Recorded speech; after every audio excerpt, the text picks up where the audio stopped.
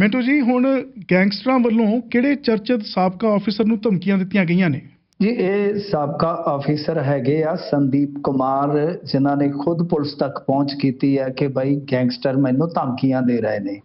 ਵੈਸੇ ਤਾਂ ਇਹ ਸਿਲਸਿਲਾ ਤੁਹਾਨੂੰ ਪਤਾ, ਕਾਰੋਬਾਰੀ ਹੋਵੇ ਜਾਂ ਕੋਈ ਹੋਰ ਕੋਈ ਨਾਮਚੀਨ ਬੰਦਾ ਹੋਵੇ, ਉਹਨਾਂ ਨੂੰ ਤਾਂ ਇਹ ਸਿਲਸਿਲਾ ਧਮਕੀਆਂ ਵਾਲਾ ਜਿਹੜਾ ਉਹ ਚੱਲਦਾ ਹੀ ਰਹਿੰਦਾ ਹੈ। ਪਰ ਬਹੁਤ ਘੱਟ ਮੌਕੇ ਹੁੰਦੇ ਨੇ ਜਦੋਂ ਪੁਲਿਸ ਆਫੀਸਰਸ ਨੂੰ ਧਮਕੀ ਸਿੱਧੀ ਆਉਂਦੀ ਹੈ। ਵੈਸੇ ਤੁਹਾਨੂੰ ਯਾਦ ਹੋਏਗਾ, ਮੂਸੇਵਾਲਾ ਹੱਤਿਆਕਾਂਡ ਤੋਂ ਤੁਰੰਤ ਬਾਅਦ ਇੱਕ ਇੰਸਪੈਕਟਰ ਨੂੰ ਧਮਕੀ ਆਈ ਸੀ ਜਿਹੜਾ CIA ਸਟਾਫ ਦੇ ਵਿੱਚ ਹੀ ਤੈਨਾਤ ਸੀਗਾ ਉਸ ਵੇਲੇ। ਉਹਦਾ ਇਹ ਧਮਕੀਆਂ ਤਾਂ ਫਿਰ ਤੁਹਾਨੂੰ ਪਤਾ, ਪੁਲਿਸ ਫੋਰਸ ਦਾ ਜੋ ਵੀ ਹਿੱਸਾ ਹੈ, ਆਫੀਸਰ ਹੈ ਜਾਂ ਕੋਈ ਛੋਟਾ ਕਰਮਚਾਰੀ ਹੈ, ਇਸ ਤਰ੍ਹਾਂ ਦੀਆਂ ਚੀਜ਼ਾਂ ਚੱਲਦੀਆਂ। ਪਰ ਕਿਉਂਕਿ ਜਿਹੜਾ ਸਾਬਕਾ ਆਫੀਸਰ ਹੁੰਦਾ ਉਹਦਾ ਹਾਲ ਥੋੜਾ ਜਿਹਾ ਜੁਦਾ ਹੁੰਦਾ। ਉਹ ਕਿਉਂ, ਮੈਂ ਤੁਹਾਨੂੰ ਦੱਸ ਦਿੰਦਾ ਜੀ। ਇਹਨਾਂ ਨੇ ਜੋ ਮਾਮਲਾ ਦਰਜ ਕਰਾਇਆ, ਇਹ ਸਾਬਕਾ AIG ਸੰਦੀਪ ਕੁਮਾਰ ਆ। ਕਿਉਂਕਿ ਇਹ ਲੰਮਾ ਸਮਾਂ STF ਦੇ ਵਿੱਚ ਰਹੇ ਆ, ਕਾਫੀ ਕੰਮ ਇਹਨਾਂ ਨੇ ਕੀਤਾ ਹੈ। ਹੁਣ ਇਹ ਰਿਟਾਇਰ ਹੋ ਗਏ ਆ। ਇਹਨਾਂ ਦਾ ਕਹਿਣਾ ਇਹ ਆ ਕਿ ਮੇਰੇ ਅਤੇ ਮੇਰੀ ਵਾਈਫ ਦੇ ਨੰਬਰਾਂ ਤੇ ਧਮਕੀ ਭਰੇ ਕਾਲ ਆ ਰਹੇ ਆ। ਹੁਣ ਇਹਨਾਂ ਨੇ ਪੁਲਿਸ ਤੱਕ ਪਹੁੰਚ ਕੀਤੀ ਆ।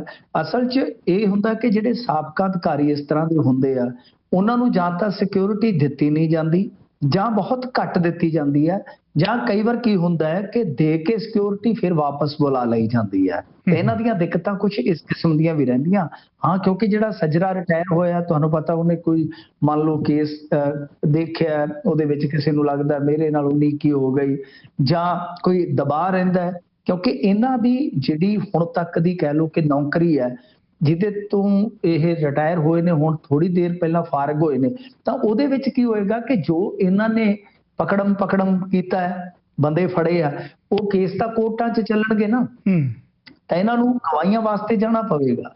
ਤਾਂ ਕਈ ਵਾਰ ਇਸ ਪੱਖ ਤੋਂ ਵੀ ਦਬਾਅ ਬਣ ਜਾਂਦਾ ਹੁੰਦਾ ਕਿ ਤੂੰ ਤਾਂ ਹੁਣ ਨੌਕਰੀਆਂ ਫਾਰਗ ਆ, ਕਿ ਜ਼ਿੰਦਗੀ ਤੋਂ ਵੀ ਫਾਰਗ ਹੋਣਾ।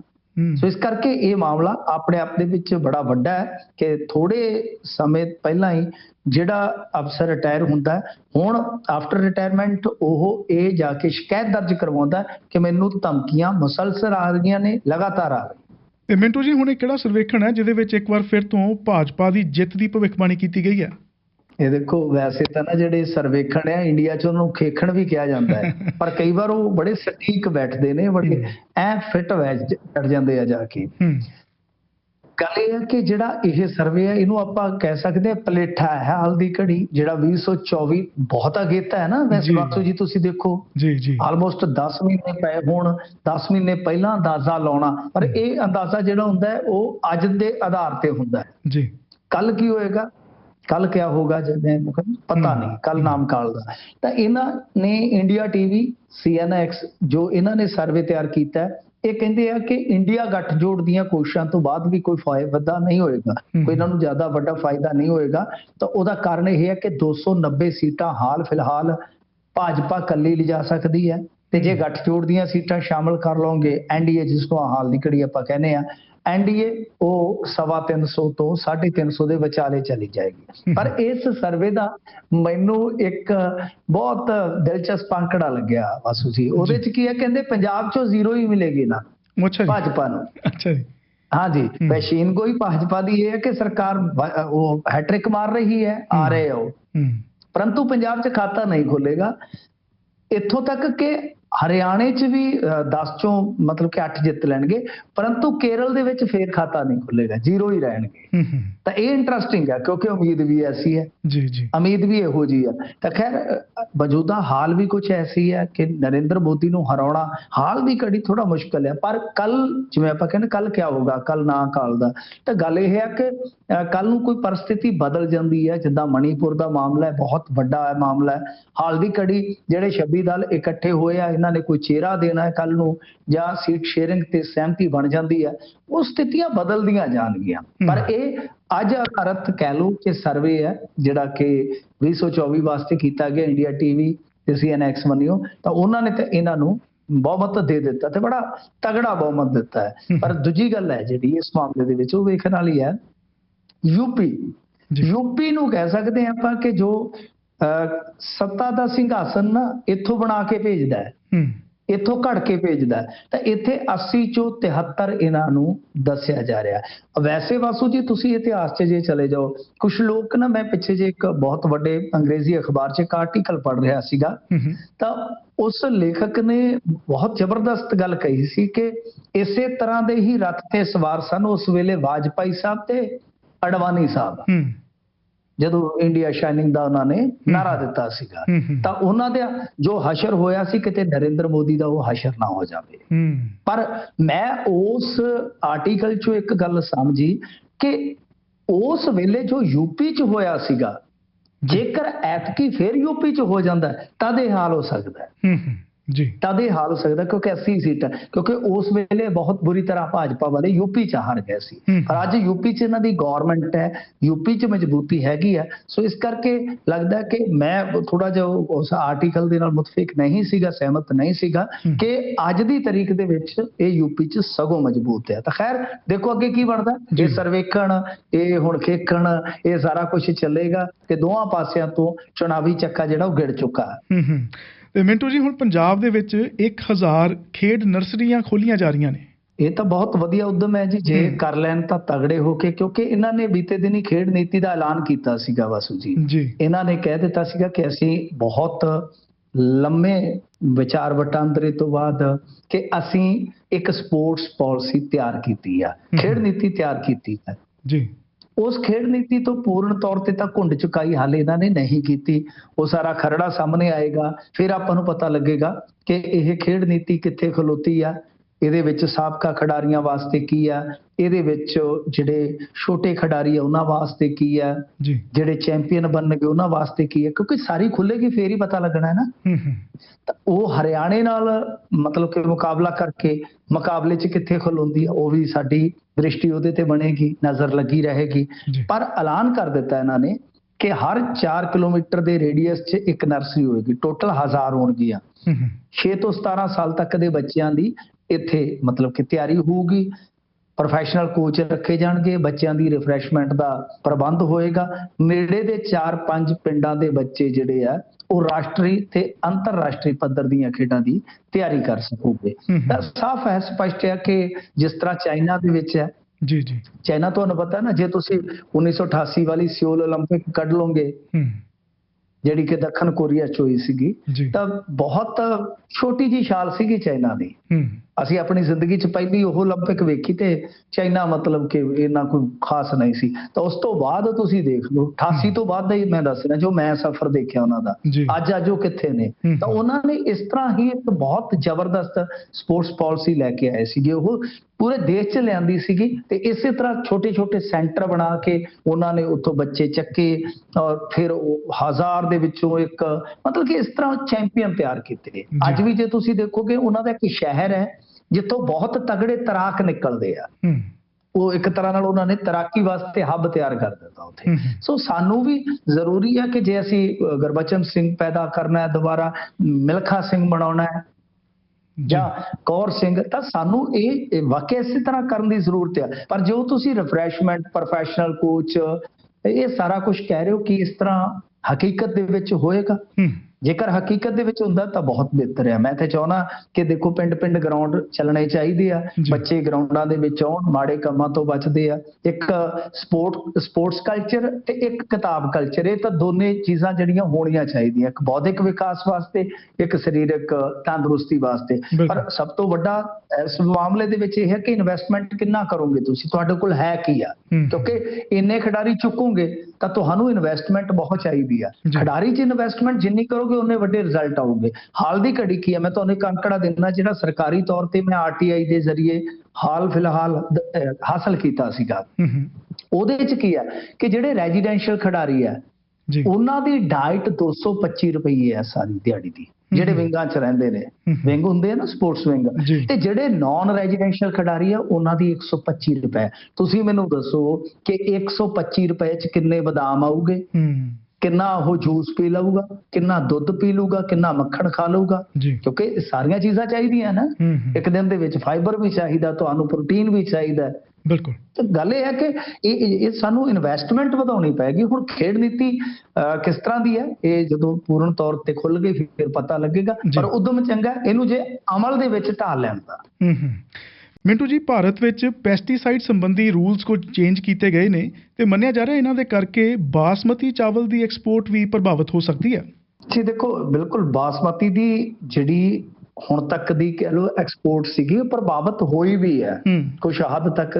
ਸ਼ਾਇਦ ਤੁਹਾਨੂੰ ਯਾਦ ਹੋਏਗਾ, ਯੂਰਪ ਯੂਨੀਅਨ ਨੇ ਇੱਕ ਵਾਰੀ ਕੁਝ ਸਾਲ ਪਹਿਲਾਂ ਇੱਥੋਂ ਤੱਕ ਕਹਿ ਦਿੱਤਾ ਸੀਗਾ ਕਿ ਜਾਂ ਤਾਂ ਜੋ ਜ਼ਹਿਰੀਲਾਪਣ ਹੁੰਦਾ ਹੈ ਉਹਨੂੰ ਘੱਟ ਕਰੋ, ਕੁਝ ਪਾਰਟੀਕੂਲਰ ਆ ਰਹੇ ਨੇ ਤਾਂ ਉਹ ਘੱਟ ਕਰੋ, ਨਹੀਂ ਤਾਂ ਅਸੀਂ ਫਿਰ ਬਈ ਆਪਣੀ ਜਿਹੜੀ ਹੈਗੀ ਆ ਇਹ ਖਰੀਦੋ ਫਰੋਖਤ ਨਹੀਂ ਕਰਾਂਗੇ। ਤਾਂ ਇਹ ਆਪਣੇ ਆਪ ਦੇ ਵਿੱਚ ਇੱਕ ਝਟਕਾ ਸੀ ਉਸ ਵੇਲੇ। ਪਰ ਕਿਉਂਕਿ ਹੁਣ ਤੁਹਾਨੂੰ ਪਤਾ ਚੀਜ਼ਾਂ ਬਦਲ ਗਈਆਂ ਨੇ ਥੋੜੀਆਂ ਜੀਆਂ, ਹਾਲਾਂਕਿ ਬਾਜ਼ਾਰ ਜਿਹੜਾ ਹੈ ਉਹ ਖੁੱਲਾ ਹੀ ਹੈ ਇੰਡੀਆ ਦੀ ਬਾਸਮਤੀ ਵਾਸਤੇ। ਔਰ ਇੰਡੀਆ ਦੀ ਜਿੰਨੀ ਬਾਸਮਤੀ ਐਕਸਪੋਰਟ ਹੁੰਦੀ ਹੈ ਉਹਦਾ ਅੱਧਾ ਹਿੱਸਾ ਆਪਣੇ ਇਕੱਲੇ ਪੰਜਾਬ ਦਾ ਹੈ, ਤੇ ਜਿੰਨਾ ਅੱਧਾ ਹਿੱਸਾ ਪੰਜਾਬ ਦਾ ਹੈ ਤਾਂ ਮੈਨੂੰ ਲੱਗਦਾ ਕਿ ਅੱਧਾ ਇਕੱਲਾ ਮਾਝੇ ਦਾ ਹੋਊਗਾ। ਇਹ ਵੀ ਦਿਲਚਸਪ ਤੱਥ ਹੈ। ਤਾਂ ਇਹਦੇ ਵਿੱਚ ਕੀ ਸੀਗਾ ਕਿ ਸਮੱਸਿਆਵਾਂ ਆ ਰਹੀਆਂ ਸੀ, ਉਹਨਾਂ ਨੇ ਪੈਮਾਨਾ ਛੋਟਾ ਕਰ ਦਿੱਤਾ। ਉਸ ਤੋਂ ਬਾਅਦ ਤੁਹਾਨੂੰ ਪਤਾ ਬਾਸਮਤੀ ਵਾਸਤੇ ਥੋੜੇ ਮੁਕਾਬਲੇਬਾਜ਼ ਵੀ ਹੈਗੇ। ਪਾਕਿਸਤਾਨ 'ਚ ਵੀ ਬਾਸਮਤੀ ਹੁੰਦੀ ਹੈ, ਕੁਝ ਹੋਰ ਦੇਸ਼ਾਂ 'ਚ ਵੀ ਹੁੰਦੀ ਹੈ।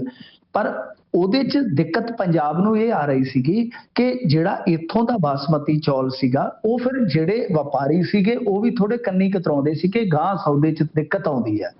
ਤਾਂ ਹੁਣ ਇਹਨਾਂ ਨੇ 10 ਜਿਹੜੇ ਇਸ ਤਰ੍ਹਾਂ ਦੇ ਸਾਲਟ ਹੈ ਜੋ ਪੈਸਟੀਸਾਈਡ ਦੇ ਵਿੱਚ ਪੈਂਦੇ ਆ, ਉਹਨਾਂ ਨੂੰ ਬੈਨ ਕਰ ਦਿੱਤਾ 10 ਅਗਸਤ ਤੋਂ ਪਹਿਲਾਂ ਹੀ। ਜੀ ਮਤਲਬ ਕਿ ਜਦੋਂ ਇਹ ਫਸਲ ਬੀਜੀ ਜਾਏਗੀ, ਤਿਆਰ ਹੋਏਗੀ, ਇਹਦੇ ਤੇ ਇਸ ਤਰ੍ਹਾਂ ਦੇ ਛਿੜਕਾਅ ਨਾ ਹੋਣ, ਜਿੱਦਾਂ ਐਸੀਫਿਟ ਵਗੈਰਾ ਜਿਹੜੇ ਆ ਉਹ ਇਹਨਾਂ ਨੇ 10 ਜਿਹੜੇ ਆ ਟੋਟਲੀ ਬੈਨ ਕਰ ਦਿੱਤੇ ਆ, ਤਾਂ ਕਿ ਸਾਨੂੰ ਐਕਸਪੋਰਟ ਦੇ ਵਿੱਚ ਦਿੱਕਤ ਨਾ ਆਵੇ। ਕਿਉਂਕਿ ਤੁਹਾਨੂੰ ਪਤਾ ਹੀ ਹੈ ਨਾ, ਇਸ ਵੇਲੇ ਫੂਡ ਨੂੰ ਲੈ ਕੇ ਪੂਰੀ ਦੁਨੀਆ ਦੇ ਵਿੱਚ ਤਰਾਈ ਮੱਚੀ ਪਈ ਆ।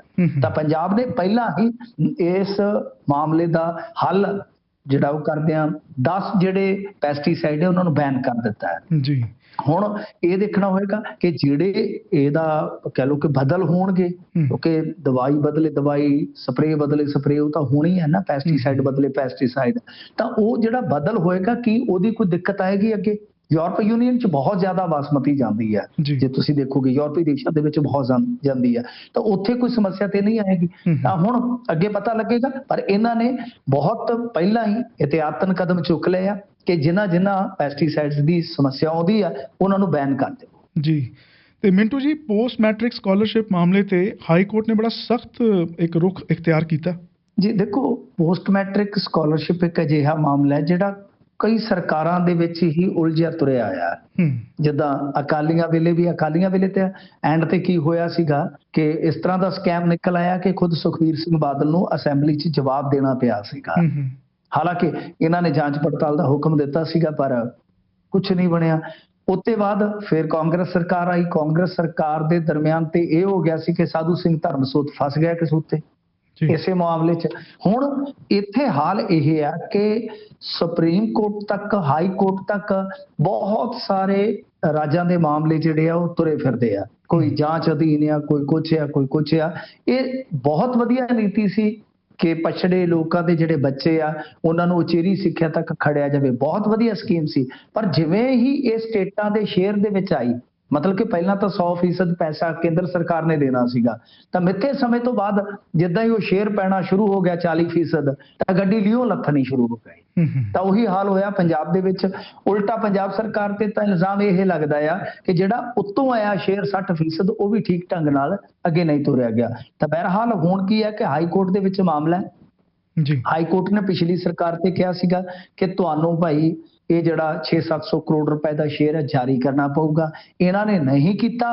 ਹੁਣ ਹਾਈ ਕੋਰਟ ਦੀ ਇਹ ਸਖਤ ਤਾਕੀਦ ਹੈ ਇਹਨਾਂ ਨੂੰ ਕਿ ਜੇਕਰ ਤੁਸੀਂ ਆਉਣ ਵਾਲੀ ਪੇਸ਼ੀ ਤੇ ਇਹ ਸਾਰਾ ਹੱਲ ਕਰਕੇ ਨਾ ਆਏ ਤਾਂ ਅਸੀਂ ਮੁੱਖ ਮੰਤਰੀ ਨੂੰ ਤਲਬ ਕਰ ਸਕਦੇ ਹਾਂ। ਬਹੁਤ ਵੱਡੀ ਟਿੱਪਣੀ ਆ, ਬਹੁਤ ਵੱਡੀ ਟਿੱਪਣੀ। ਤੇ ਮੁੱਖ ਮੰਤਰੀ ਸਾਹਿਬ ਕਹਿੰਦੇ ਖਜ਼ਾਨਾ ਵੀ ਕਦੇ ਖਾਲੀ ਹੁੰਦਾ ਹੈ। ਖਜ਼ਾਨਾ ਖਾਲੀ ਨਹੀਂ ਹੁੰਦਾ ਤੇ ਆ ਟਿੱਪਣੀਆਂ ਕਾਹਤੋਂ ਹੋ ਰਹੀਆਂ ਨੇ? ਫਿਰ ਪੈਸਾ ਜਾਰੀ ਕਰੋ ਜੀ। ਬੱਸਾਂ ਦਾ ਜਿਹੜਾ 250 ਕਰੋੜ ਰੁਪਏ ਕਾਹਤੋਂ ਬਕਾਇਆ ਖਿਲਾਰਿਆ ਵਾ? ਫਿਰ ਇਸ ਤੋਂ ਇਲਾਵਾ ਸਕੂਲਾਂ ਦਾ ਤੁਸੀਂ ਦੇਖੋ ਡਿਫਾਲਟਰ ਹੋਏ ਪਏ ਨੇ ਸਕੂਲ। ਸਾਡੇ ਸਕੂਲ ਡਿਫਾਲਟਰ ਨੇ। ਜੇ ਬੱਚੇ ਨੂੰ ਪੁੱਛੋਗੇ ਕਿੱਥੇ ਪੜ੍ਹਦਾ, ਹੋ ਸਕਦਾ ਕੋਈ ਕਹਿ ਦੇਵੇ ਤੇਜ ਬੱਚਾ ਕਿ ਮੈਂ ਤਾਂ ਡਿਫਾਲਟਰ ਸਕੂਲ 'ਚ ਪੜ੍ਹਦਾ ਹਾਂ। ਇਸ ਤੋਂ ਇਲਾਵਾ ਜਿਹੜਾ ਆਰਡੀਐਫ ਤੇ ਕਰਜ਼ਾ ਲਿਆ ਸੀ ਅਮਰਿੰਦਰ ਸਿੰਘ ਸਰਕਾਰ ਨੇ, ਜੂਨ ਦੇ ਵਿੱਚ ਉਹਦੀ ਕਿਸ਼ਤ ਜਾਣੀ ਸੀ, ਦੇ ਨਹੀਂ ਹੋਈ। ਆ ਜਲੂਸ ਨਿਕਲਿਆ ਪਿਆ ਸਾਡੀ ਇੱਥੋਂ ਦੀ ਆਰਥਿਕਤਾ ਦਾ। ਸੋ ਕਹਿਣ ਦਾ ਮਤਲਬ ਇਹ ਆ ਕਿ ਇਹ ਪੋਸਟ ਮੈਟ੍ਰਿਕ ਸਕਾਲਰਸ਼ਿਪ ਦਾ ਮਾਮਲਾ ਹਾਈ ਕੋਰਟ 'ਚ ਗਿਆ ਸੀਗਾ। ਹਾਈ ਕੋਰਟ ਨੇ ਸਖਤ ਹਦਾਇਤ ਕੀਤੀ ਹੈ ਕਿ ਤੁਹਾਨੂੰ ਪੈਸਾ ਜਿਹੜਾ ਉਹ ਜਾਰੀ ਕਰਨਾ ਪਵੇਗਾ। ਤੇ ਮਿੰਟੂ ਜੀ, ਇੱਕ ਇਹ ਵੀ ਖਬਰ ਆ ਰਹੀ ਹੈ, ਬੜੀ ਦੁਖਦ ਖਬਰ, ਕਿ 9 ਸਾਲ ਦੇ ਬੱਚੇ ਹੱਥੋਂ ਆਪਣੇ ਪਿਤਾ ਦੀ ਮੌਤ ਹੋ ਗਈ। ਇਹ ਕਿੱਥੇ ਦੀ ਘਟਨਾ ਹੈ ਜੀ? ਇਹ ਦੇਖੋ ਹੋਇਆ ਕੀ ਆ ਕਿ ਇਹ ਜਾ ਰਿਹਾ ਸੀਗਾ ਪਰਿਵਾਰ ਤੇ ਇਹਨਾਂ ਦੇ ਕੋਲ ਵੈਪਨ ਸੀਗਾ। ਬੱਚੇ ਨੇ ਉਹ ਪਤਾ ਨਹੀਂ ਲੈ ਲਿਆ ਕਿ ਬੱਚੇ ਨੂੰ ਇਹਨਾਂ ਨੇ ਆਪ ਹੀ ਫੜਾ ਦਿੱਤਾ। ਅੱਜ ਕੱਲ ਸਾਡੇ ਪੰਜਾਬੀਆਂ ਨੂੰ ਇਹ ਵੀ ਆਦਤ ਹੈ, ਬੱਚਾ ਰੋਵੇ ਤੇ ਮੋਬਾਈਲ ਜਿਹਾ ਫੜਾ ਦਿੰਦੇ ਆ ਕਿ ਲੈ ਗੇਮ ਖੇਡ ਪੁੱਤਰ। ਉਹ 3-3 4-4 ਸਾਲ ਦੇ ਦੱਬੀ ਆਉਂਦੇ ਕੰਮ। ਤੇ ਇਸੇ ਤਰ੍ਹਾਂ ਪਿਸਤੌਲ ਰਫਲਾਂ ਨੂੰ ਵੀ ਅਸੀਂ ਖਿਡੌਣੇ ਬਣਾ ਰੱਖਿਆ। ਇੱਕ ਬੱਚੇ ਦੀ ਫੋਟੋ ਵਾਇਰਲ ਹੋਈ ਸੀਗੀ ਨਾ, ਜਦੋਂ ਇਹਨਾਂ ਨੇ ਕੇਸ ਬਣਾਏ ਸੀਗੇ, ਤਾਂ ਉਦੋਂ ਕੀ ਹੋਇਆ ਸੀਗਾ ਕਿ ਇੱਕ ਬੱਚੇ ਦੀ ਫੋਟੋ ਵਾਇਰਲ ਹੋ ਗਈ ਜਿਹੜੀ ਪਹਿਲਾਂ ਪੁਰਾਣੀ ਖਿੱਚੀ ਹੋਈ ਸੀ, ਪਰ ਉਹ ਖਿੱਚੀ ਤਾਂ ਕਿ ਓਡਾ ਬੱਚਾ ਤੇ ਉਹਦੀ ਉਹ ਗਲ 'ਚ 315 ਬੋਰ ਪਾ ਰੱਖੀ ਹੈ, ਤਾਂ ਅਸੀਂ ਉਹ ਫੜਾ ਵੀ ਦਿੰਦੇ ਹਾਂ। ਹੁਣ ਹੋਇਆ ਕੀ ਹੈ ਕਿ ਇਹ ਬੱਚਾ ਪਿਛਲੀ ਸੀਟ ਤੇ ਬੈਠਾ ਸੀਗਾ, ਉਹਦੇ ਹੱਥ 'ਚ ਵੈਪਨ ਆ ਗਿਆ। ਇਹ ਲੁਧਿਆਣਾ ਜ਼ਿਲ੍ਹੇ ਦੀ ਘਟਨਾ ਹੈ। ਤਾਂ ਉਹਦੇ 'ਚ ਫਾਇਰ ਹੋ ਗਿਆ। ਜਦੋਂ ਫਾਇਰ ਹੋ ਗਿਆ ਤੇ ਫਿਰ ਉਹ ਜਿਹੜਾ ਸੀਗਾ ਸੀਟ ਦੇ ਪਿੱਛੋਂ ਉਹਦੀ ਪਿੱਠ 'ਚ ਲੱਗਿਆ। ਜਿਹੜਾ ਬਾਪ ਸੀਗਾ, ਜੀਤਾ ਉਹਦਾ ਨਾਮ ਆ। ਤਾਂ ਫਿਰ ਜਦੋਂ ਉਹ ਫਾਇਰ ਵੱਜਾ, ਉਹ ਗਾਂਹ ਜਾ ਕੇ ਧੁੰਨੀ ਵਾਲੀ ਸਾਈਡ ਫਸ ਗਿਆ। ਉਹਨੂੰ ਹਸਪਤਾਲ ਖੜਿਆ ਗਿਆ। ਇੱਕ ਹਸਪਤਾਲ ਤੋਂ ਦੂਸਰੇ ਤੋਂ ਤੀਸਰੇ ਨਹੀਂ ਬਚ ਸਕਿਆ। ਇਹ ਸਾਡੇ ਵਾਸਤੇ ਸਬਕ ਵੀ ਹੈ। ਵੈਸੇ ਦੁਖਦ ਤਾਂ ਹੈ ਹੀ ਹੈ, ਪਰਿਵਾਰ ਉਜੜ ਗਿਆ ਔਰ ਬੱਚੇ ਤੇ ਵੇਖੋ ਹੁਣ ਕੀ ਅਸਰ ਹੋਏਗਾ। ਸਾਰੀ ਜ਼ਿੰਦਗੀ ਉਹਨੂੰ ਮਲਾਲ ਰਹੇਗਾ ਇਸ ਚੀਜ਼ ਦਾ। ਜਿਵੇਂ ਜਿਵੇਂ ਵੱਡਾ ਹੋਏਗਾ ਪਤਾ ਤੇ ਲੱਗੇਗਾ ਨਾ ਕਿ ਬਾਪ ਕਿੱਦਾਂ ਮਰਿਆ। ਤਾਂ ਕਹਿਣ ਦਾ ਮਤਲਬ ਇਹ ਹੈ ਕਿ ਸਾਡੇ ਇੱਥੇ ਇਸ ਤਰ੍ਹਾਂ ਦੀਆਂ ਘਟਨਾਵਾਂ ਹੁੰਦੀਆਂ ਨੇ ਵਾਸੂ ਜੀ। ਆ ਪਿੱਛੇ ਜਿਵੇਂ ਇੱਕ ਦੇਖਿਆ ਸੀਗਾ ਕਿ ਪਰਿਵਾਰ ਬਾਹਰ ਗਿਆ ਹੋਇਆ ਸੀਗਾ, ਇੱਕ ਬੱਚੇ ਨੇ ਰਿਵਾਲਵਰ ਚੱਕ ਲਿਆ ਤੇ ਉਹ ਜਿੱਦਾਂ ਸੈਲਫੀ ਨਹੀਂ ਕਰਦੇ, ਹੁਣ ਇੱਕ ਪਾਸੇ ਇੱਕ ਹੱਥ 'ਚ ਉਹਦੇ ਮੋਬਾਈਲ, ਇੱਕ ਹੱਥ 'ਚ ਪਿਸਤੌਲ। ਉਹ ਮੋਬਾਈਲ ਨੂੰ ਉੱਚਾ ਕਰ ਰਿਹਾ ਸੀਗਾ ਤੇ ਇਸੇ ਦਰਮਿਆਨ ਜਿਹੜਾ ਉਹ ਟ੍ਰਿਗਰ ਤੇ ਸੀਗਾ ਉਂਗਲੀ, ਤਾਂ ਉਹ ਦੱਬ ਹੋ ਗਿਆ, ਉਹਦਾ ਖੋਪੜ ਉੱਡ ਗਿਆ। ਘਰ 'ਚ ਕੋਈ ਨਹੀਂ ਸੀਗਾ, ਪਰ ਉਹ ਮਤਲਬ ਕਿ ਵੈਪਨ ਉਹਦੇ ਹੱਥ ਲੱਗ ਗਿਆ। ਸੋ ਇਹ ਚੀਜ਼ਾਂ ਜਿਹੜੀਆਂ ਨੇ ਉਹ ਸਾਨੂੰ ਵੀ ਥੋੜਾ ਇਸ ਪਾਸਿਓਂ ਸੋਚਣਾ ਵਿਚਾਰਨਾ ਚਾਹੀਦਾ। ਬਹੁਤ ਹੀ ਦੁਖਦ ਘਟਨਾਕ੍ਰਮ ਰਿਹਾ ਹੈ ਜੀ। ਤੇ ਮਿੰਟੂ ਜੀ, ਅੱਜ ਸੋਮਵਾਰ ਹੈ, ਹਫਤੇ ਦਾ ਪਹਿਲਾ ਦਿਨ। ਅਸੀਂ ਸੈਗਮੈਂਟ ਨੂੰ ਪੋਜ਼ਿਟਿਵ ਨੋਟ ਤੇ ਖਤਮ ਕਰਨਾ ਚਾਹੁੰਦੇ। ਸੋ ਅੱਜ ਦੀ ਖੁਸ਼ਨੁਮਾ ਖਬਰ ਕੀ ਹੈ ਜੀ? ਹਾਂਜੀ, ਪੰਜਾਬ ਦੀ ਇੱਕ 8 ਸਾਲਾਂ ਦੀ ਬੱਚੀ ਆ, ਸਾਨਵੀ ਸੂਦ, ਉਹਨੇ ਰੂਸ ਦੀ ਸਭ ਤੋਂ ਉੱਚੀ ਚੋਟੀ ਤੇ ਜਾ ਕੇ ਆਪਣੇ ਦੇਸ਼ ਦਾ ਝੰਡਾ ਫਹਰਾ ਦਿੱਤਾ ਹੈ। ਯਾਨੀ 5642 ਮੀਟਰ ਉੱਚੀ ਚੋਟੀ ਹੈ ਮਾਊਂਟ ਐਵਰੈਸਟ, ਉਹਦੇ ਤੇ ਜਾ ਕੇ ਝੰਡਾ ਚੜਾਇਆ। ਯਾਨੀ ਚੜਾਈ ਜਿਹੜੀ ਹੈ ਫਤਿਹ ਕੀਤੀ ਹੈ। ਯਾਦਵਿੰਦਰਾ ਪਬਲਿਕ ਸਕੂਲ ਮੋਹਾਲੀ ਦੀ ਇਹ ਸਟੂਡੈਂਟ ਹੈ। ਤਾਂ ਬੱਚੀਆਂ ਕਮਾਲ ਕਰ ਰਹੀਆਂ ਨੇ, ਬਹੁਤ ਵਧੀਆ, ਇਹਦੇ 'ਚ ਕੋਈ ਸ਼ੱਕ ਨਹੀਂ, ਕੋਈ ਦੋ ਰਾਏ ਨਹੀਂ। ਚੁਣੌਤੀਆਂ ਜ਼ਰੂਰ ਆ, ਪਰ ਵੇਖੋ ਛੋਟੀ ਜੀ ਬੱਚੀ, 8 ਸਾਲ ਦੀ ਬੱਚੀ, ਆਪਾਂ ਉਹ ਬੱਚੀ ਨੂੰ ਦੂਰ ਜਾਣ ਤੋਂ ਵੀ ਥੋੜਾ ਡਰਦੇ ਆ ਕਿ ਥੋੜਾ ਘਰ ਤੋਂ ਦੂਰ ਵੀ ਜਾਏਗੀ ਤਾਂ ਕਿੱਥੇ ਰਹਿ ਗਈ ਕੀ ਆ। ਤਾਂ ਇੱਕ ਬੱਚੀ ਐਡੀ ਛੋਟੀ ਉਮਰ ਦੇ ਵਿੱਚ ਐਡੀ ਵੱਡੀ ਫਤਿਹ ਹਾਸਲ ਕਰਦੀ ਹੈ, ਬਹੁਤ ਕਮਾਲ ਹੈ ਹੌਸਲਾ। ਮਿੰਟੂ ਜੀ, ਇਹਨਾਂ ਸਾਰੀਆਂ ਖਬਰਾਂ ਲਈ, ਇਸ ਸਾਰੇ ਐਨਾਲਿਸਿਸ ਲਈ ਤੁਹਾਡਾ ਬਹੁਤ ਧੰਨਵਾਦ ਜੀ, ਤੇ ਬਹੁਤ ਜਲਦ ਫਿਰ ਗੱਲਬਾਤ ਹੋਏਗੀ ਜੀ। ਸ਼ੁਕਰੀਆ।